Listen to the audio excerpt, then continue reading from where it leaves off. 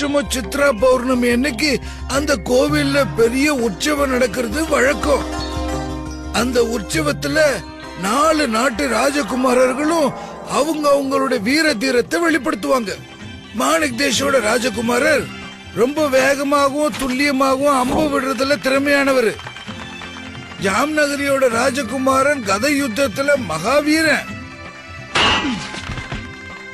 எதிரிகளை ஈட்டியால தாக்குறதுல பூர் சிங்கா ராஜகுமாரன் திறமையானவனா இருந்தான். நான் வால் வீச்சுல என் திறமைய காட்டினேன்.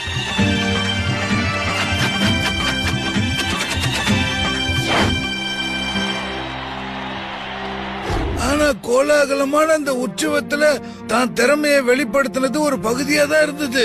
இன்னொரு பகுதி விருது சாப்பாடு. விதவிதமான அறுசுவை உணவு பரிமாறப்பட்டுச்சு. ஒவ்வொரு ராஜ்யத்திலிருந்தும் சமையல் கலை நிபுணர்கள் அந்த உற்சவத்தை